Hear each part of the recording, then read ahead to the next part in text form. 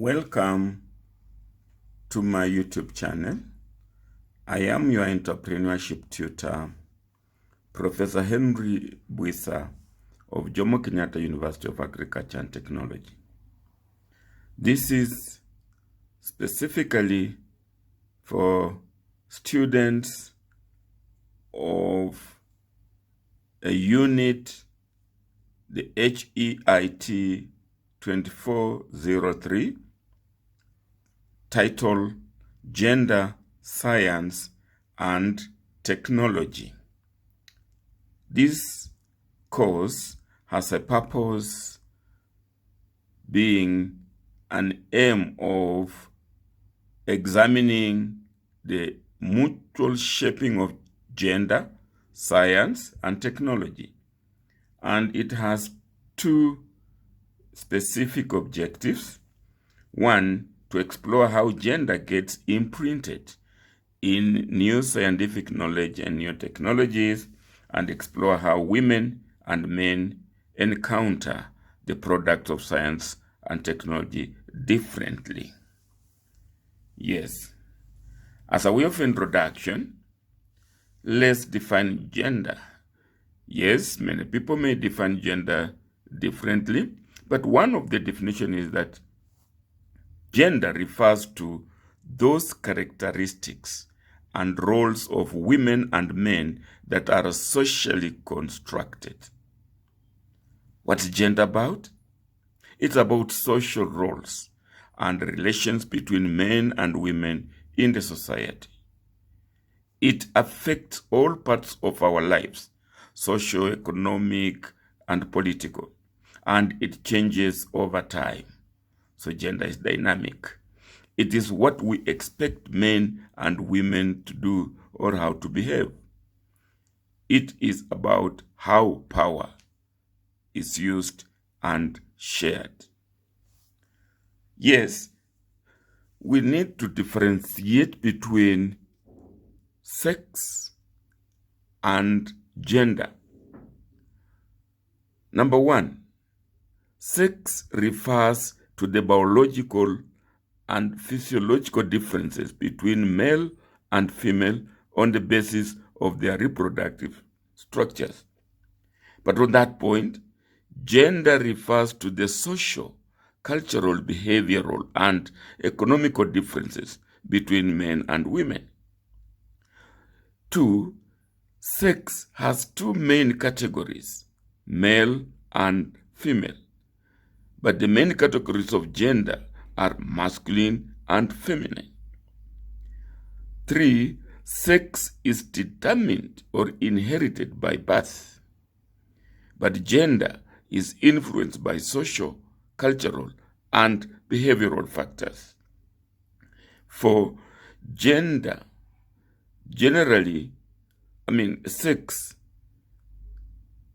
a general role cannot be changed by time and culture. It's like universal. Only women can give birth to children and only men can impregnate. This is the role that cannot be changed. But gender is flexible. A term and its role can be changed by time and culture. Women can perform men's role, all social duties of men, e.g., be a doctor, engineer, etc., etc. Men can also adopt women's social duties, such as feeding and caring for kids. And finally, sex is created by the reproductive needs, that is, biological feature. But gender distinctions are created by social norms. So, gender is all about, one, the dynamic social roles between men and women in a culture or in a society. It is about gender analysis to question assumptions on who does what, when, why, and design appropriate interventions. Gender is all about gender-sensitive indicators to assess progress about gender equality or even equity. And lastly, gender is about gender mainstreaming, involving integrating gender issues in politics, programs, etc., etc. Now, let's now explore how gender gets imprinted in new scientific knowledge and the new technologies.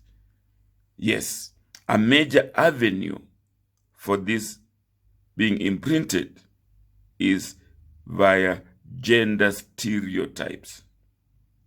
Now, definition of gender and stereotypes, we have written that gender generally refers to attitudes, feelings, and behaviors that a given culture associates with a person's biological sex. Now, a stereotype is a belief about social group in terms of the traits and characteristics that they are believed to share. Stereotypes are cognitive frameworks that influence the processing of social information. And via stereotypes, then the imprinting of gender differences in science, technology, etc. is pronounced. So, what is gender stereotypes? Gender stereotype is beliefs about the personal attributes of females and males. Personal attributes? Yes. Personal attributes basically means traits that make up your personality, which define who you are as a person. For example, this could be personal attributes to describe someone, like outgoing, extrovert, open. They are important because they are what makes you and who you are, what other people find in you, and they may like or dislike. So, the types of gender stereotypes, like the female stereotype, the stereotype begin since a baby. If baby was girl, their tendencies are more to girlish things like wear pink clothes, toys like Barbie doll. Parents are the most contributive factor for this stereotyping. Some examples of stereotype about women, like women are not as strong as men. You see, a stereotype like that will again dictate how gender is imprinted. Women are not as strong as men. Therefore, they cannot do A, B, C, D. Women are supposed to have clean jobs, such as secretaries, teachers, librarians. And these stereotypes makes parents orient their daughters towards that kind of careers. Women are nurses, not doctors. Stereotype. Women are saying more gentle and kind-hearted person. You see, these stereotypes seem to dictate gender, in society. Like the male stereotype. From the beginning, since they were small boys, they are taught to be tough, to be protective, and to defend themselves. This kind of thing also orients the boys, even which careers they should adopt or take. Their outfits usually in blue color, which is symbolic to men. Their toys are like trucks, cars, robots, tough games. Now, mostly boys are aggressive in their playing than girls. Some example of stereotype. Men do not do housework and are not responsible for taking care of children. Really a stereotype. Men do dirty jobs such as construction and mechanics. They are not secretaries. They are not teachers. They are not cosmetologists. Men do not cook. They do not sew or do crafts. These stereotypes tend to have a hand in the gender imprinting. We know the traditional gender stereotypes. Feminine, not aggressive, dependent, easily influenced, submissive, passive, etc., etc. Masculine, aggressive, independent, not easily influenced. You can pause this video and go through those traditional gender stereotypes that are actually get imprinted even in new scientific knowledge and the new technologies. We have seen that a major avenue is by these gender stereotypes. That is how gender gets imprinted, even in scientific knowledge. So, the stereotypes partially explain the academic gender behavior and participation in science and technology. Look at that figure. This is entrance, female entrance in college and male entrance in college. You can see. Again, pause this video and study these pie charts. You can see that female enter more of certain courses and male more of other courses. Look at engineering. Engineering, very few female enter engineering and very many male enter that engineering. Go around it. Look at health. 26% of women go into health, but only 6% of male go into health. You see? So engineering, female 4%, male 20%. All these affect and give some direction to gender in technology. Look at this cartoon. Many more women than men graduate, but far fewer achieve STEM degrees: science, technology, engineering, and mathematics. Look, the door opens to very few in STEM and very few in this cartoon, only one girl graduating from STEM. But look at other degrees. Very, very many ladies, women, according to this cartoon. So those stereotypes led to this kind of picture. Science, technology,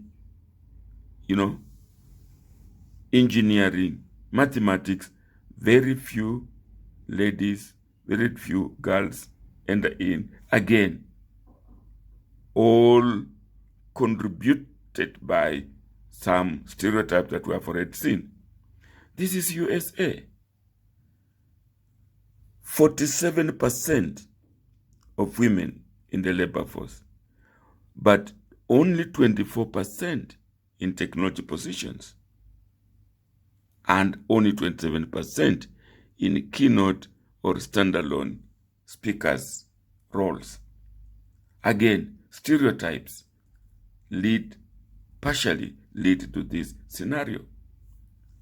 Girls are less likely to start STEM, science, technology, engineering, and mathematics.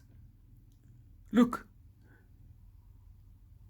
at the beginning, 83% male go into STEM. This is a research that was undertaken at that source in the UK. 64% female. But as we progress to university, that is second school, we progress to university, the percentages drop. And therefore, again, we attribute this partially to the stereotypes, starting right from the home, where parents, psychologically treat boys and girls differently, and even some cultures. So, now let's explore how women and men encounter the products of science and technology differently. Again, the stereotypes do partially explain how women and men encounter the products of science and technology differently. This is a 2006 study in the US. Look, the red are women and the blue are men. This is hours per week by gender in a home state. Food preparation and cleanup, a whole 8 hours for women and only 3 hours for men. Laundry and clothes, again, more women in those jobs. Other house work. Look through this, the pie chart, look through this diagram, and you'll see that there are some chores that are undertaken more by women than by men. It's probably somewhere like home maintenance, where you get more men undertaking home maintenance. Grounds and animal care, more men. And that is probably where it ends, according to this observation and this research. But the realities are this: consistent gender disparities in access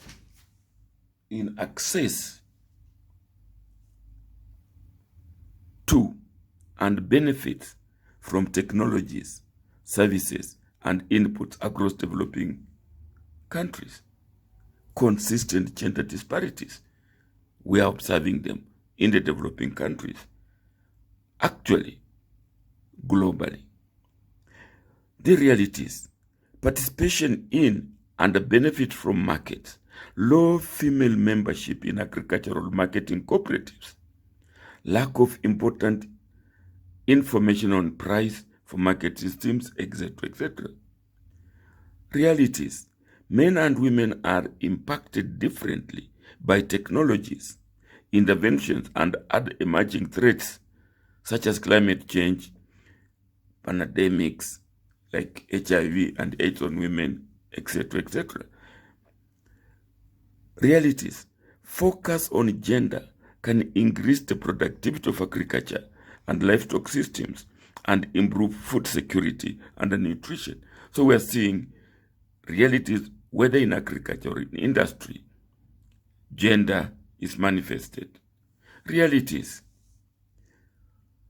the potential gains from reducing gender disparities. If women had the same resources as men, they could increase yields on their farms by 20 to 30%. This research was done on agriculture, in the agricultural sector. Raise agricultural output by 2.5 to 4% and reduce hungry people by 100 to 150 million. This is the Food and Agricultural Organization of 2011 coming up with this findings. There is evidence that income under the control of women is more likely to be used to improve family welfare. The extent of gender mainstreaming integration in agriculture, research, and development programs remain ad hoc. All we're saying is the realities are that there is a gap between gender, in this case, women and men, in not just industrial jobs, but even in the agricultural field. So the question arises, should we pursue gender equality or gender equity? Look at that. Gender equality implies that the interests, needs, and the priorities of both women and men are taken into consideration, recognizing the diversity of different groups of women and men. Gender equality is not a woman's issue, but should concern and fully engage men as well as women. This is an opinion. Look at this cartoon. Those are animals. And somebody's saying, for a fair selection, everybody has to take the same exam. Please climb that tree. Yes. A monkey is there being asked to climb that tree. It will be very comfortable. The elephant is there. The fish is there. The dogs and all that. You are being given an equal task. And look at the diagram on the right. There is equality and there's equity. Look, this is a family. They all want to watch game on the stadium. They want to watch from the fence. Look at the father. The first child and second child. In equality, they have been given all the same platform to stand on and watch the game over the fence in the stadium. Look, the man is very comfortable having given that platform. He's tall enough, he's watching comfortably. The first son also is able to watch. But the youngest, even with that platform given, he cannot. That is equality. And look at equity. We have now given the youngest son more. We have taken from the father. The father can still see. The young one can also now see equity. So ponder over it. Do we need equality or equity for gender? So gender equity, it means fairness of treatment for both women and men according to their respective needs. This may include equal treatment or treatment that is different but considered equivalent in terms of rights, benefits, obligations, and opportunities. In the development context, a gender equity goal often requires built-in measures to compensate for the historical and the social disadvantages of women. Now, in conclusion, I went through observation, literature, and so on and so forth, and I noticed some biases in the agro-technology and gender. Look at the pictures, look around. Right from the top left, we can see technology aids men to break tracts and tracts of land. Because technology has been, innovations, technology has been created to help the man. That is an ox-drawn hoe, a drawn hoe, plow, an ox-drawn plow helps the man or the males to break lots and lots of land. And who comes to work on that land. Women use crude technology to plant the land that has been broken. Remember, technology assisted the man to break lots and lots of land. But the woman, to plant that land, woman is using crude technology to plant, to weed, and to harvest crops. Women are using crude technology in their post-harvest chores, like threshing, shelling, and all that. But again, for the man, using appropriate technology, men market the produce and earn. In other words, there is what one may want to call division of labor, in quotes, where even on the farm, some chores are preserved for men and some chores are preserved for women. But technology seems to favor the chores of the men. Inventors, innovators seem to focus more on the chores of the men, like breaking the land, like transporting goods to the market, bicycles, motorcycles, lorries. But weeding, the hoe, the panga, the machete, threshing, using sticks to thresh, to shell. So there is some bias. Now, practical gender needs, practical gender issues. The practical gender needs are related to immediate needs of living, such as food, drinking water, and medical care. These needs can be fulfilled by providing inputs such as food, installation of wells, and establishment of clinics, etc., etc. Although the situation of women may be improved by meeting their practical gender needs, these alone cannot be sufficient to change the existing gender roles and social relationship between men and women. Technology must come in. Technology that addresses these practical gender needs, and that equity must play a role here. Strategic gender needs arise from women's subordinate position and gender bias, such as lack of resources and education, and inability to avert poverty and resist violence. Although these strategic gender needs are commonly experienced by many women, women may not be aware of their disadvantaged positions, not their potential powers to bring about change. To meet these strategic gender needs, it is necessary to encompass social and political reforms through the empowerment of women. These measures are seen relatively long objectives. The technology, the innovations to bring about these changes is necessary. Now, I observed one African woman. I visited one homestead, and I saw, look, the time, activity, and the technology used, the time budget for the woman that I observed. 5 o'clock, the woman wakes up, prepares breakfast, using traditional 3 stones fire. 5:30, she wakes up the children and even the husband and prepares them for school. Tacit knowledge is used here.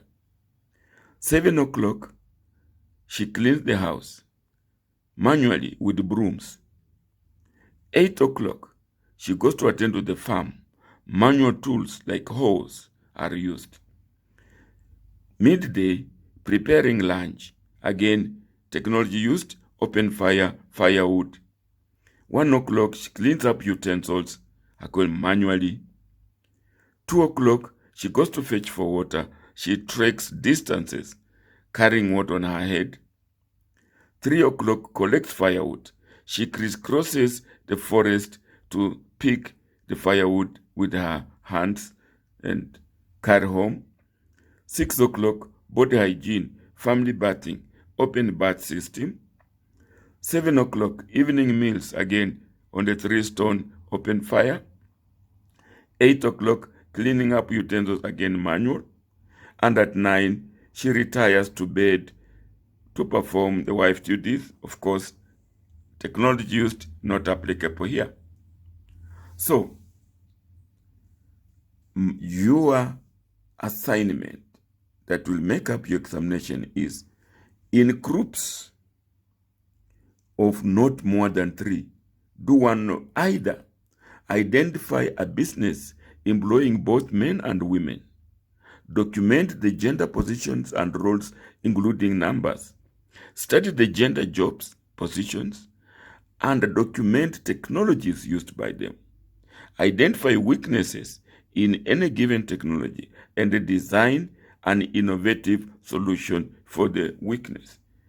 That solution must be gifted to the organization that you studied, or guided by the acro technology and the gender biases that I've already talked about above, or guided by my interview with the African woman above, or using your own interview of a different woman. It could even be your own relative. Identify any listed chore and design a technology to ease that chore. If it is a personalized technology, negotiate with the owner to sell it to him or to her. Otherwise, approach the university patent office to start the process of patenting your own technology. What am I saying? That in terms of gender technology, you are expected to positively and practically participate. See whether you can contribute towards easing the technologies in gender relations. Can you innovate technologies to better the gender equation? Now, in both cases, make a video about the job or the chore, the interview, and the demonstration of the working of the technology. Convert all this into a project report, which will become the document to hand in as your examination report. Yes, enjoy your assignment, won't you?